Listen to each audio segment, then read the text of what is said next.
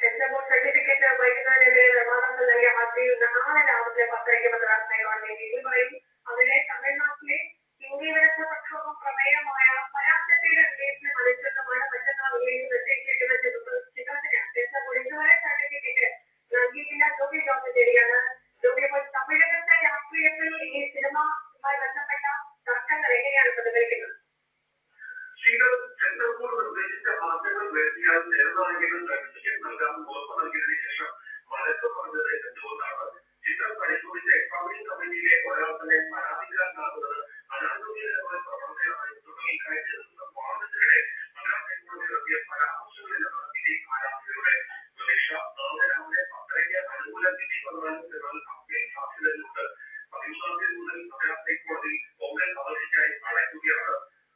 Revising കമ്മിറ്റിക്ക് വിടുകയാണെങ്കിൽ നടപടിക്രമങ്ങൾ എപ്പോൾ പൂർത്തിയാക്കുമെന്ന് അറിയില്ല. അതുകൊണ്ട് തന്നെ അനിശ്ചിതത്വമൊക്കെ ഉണ്ടെങ്കിൽ ഈ മാസം 14-നോ 23-നോ റിലീസ് ചെയ്യാനാകുമെന്നുള്ള പ്രതീക്ഷയിലാണ് ഇപ്പോഴും നിർമ്മാതാക്കൾ.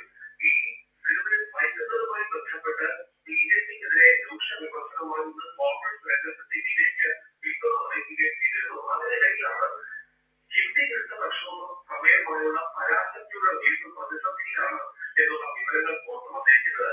ചിത്രത്തിന് നേരത്തെ നിർദ്ദേശിച്ചിരുന്ന കട്ടുകൾ നിർമ്മാതാക്കൾ വരുത്തിയിരുന്നു. അതിനുശേഷം ഇന്ന് പുതിയ 15 കട്ട് കൂടി ആവശ്യപ്പെടുന്നതാണ് വിവരങ്ങൾ. ചിത്രത്തിന്റെ സ്വഭാവത്തിൽ തന്നെ മാറ്റും എന്നതിനാൽ ഈ നിർദ്ദേശത്തോട് സംവിധായക സുഹാസ് കൊമര വഴങ്ങിയില്ല എന്നാണ് മനസ്സിലാക്കുന്നത്. വീണ്ടും റിവൈസിംഗ് കമ്മിറ്റിക്ക് വിട്ടാൽ റിലീസ് 2 ആഴ്ചയൊക്കെ മാറാനുള്ള ഭയങ്കര സാധ്യതയുണ്ട്. എന്തായാലും ഇപ്പോഴും കോൺഗ്രസിന്റെ 2 റിലീസുകളുടെ കാര്യത്തിൽ തമിഴ്നാട്ടിൽ അനിശ്ചിതത്വം തുടരുകയാണ് ചെയ്യുന്നത്. ശരി, ജോബി ജോർജാണ് വിവരങ്ങൾ നൽകിയത്. ഈ കോഴിക്കോട് കോൺഗ്രസിന് വലിയ പൊട്ടിത്തെറിയുടെ വിവരങ്ങളാണ് പുറത്തേക്ക് വരുന്നത്. പാർട്ടി നേതൃത്വത്തിനെതിരെ വിമർശനവുമായി കോഴിക്കോട് കോർപ്പറേഷനിലെ കോൺഗ്രസ് കൗൺസിൽ KC ശോഭന രംഗത്തെത്തുന്നു. പാറപ്പള്ളി ഡിവിഷനിലെ തോൽവി അന്വേഷിക്കുന്ന പേരിൽ തന്നെയും കുടുംബത്തെയും വേട്ടയാടുന്നുവെന്നും ഈ തോൽവിക്ക് തന്റെ ഭർത്താവിനെ വഴിചാരാൻ ശ്രമം എന്നുമാണ് ശോഭന പറയുന്നത്. ഇത് കൂടാതെ സ്ത്രീകളുടെ നിലയിൽ ലഭിക്കേണ്ട പരിഗണനയോ അംഗീകാരമോ ചില നേതാക്കൾ നൽകുന്നില്ല. പാർട്ടി തന്നെ ഒറ്റപ്പെടുത്താൻ ശ്രമം നടക്കുന്നത് നടക്കുന്ന വിമർശനങ്ങളാണ് ശോഭന ഉന്നയിച്ചിരിക്കുന്നത്.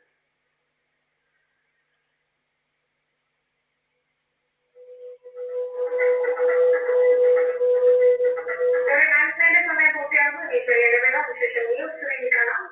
സുരേഷ് കുമാർ.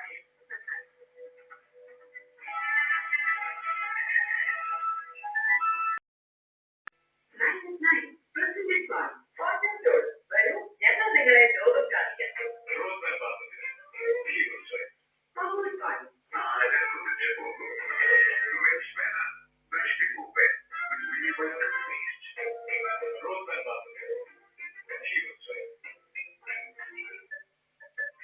എന്റെ അടുത്ത് നാട്ടില്ല.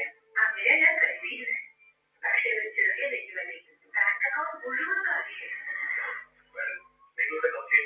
നമ്മുടെ പണം സേവ് ആക്കി വെക്കും. സേവിംഗ് പേയ്മെന്റ് എല്ലാ ക്ലാസ്സിൽ നിന്ന് ചെയ്യും. അപ്പോൾ ഈ അക്കൗണ്ട് സുരക്ഷിതമാകും. ഞങ്ങൾക്ക് നിങ്ങളുടെ പണം നല്ല സേഫിലാണ് വേണ്ടത്.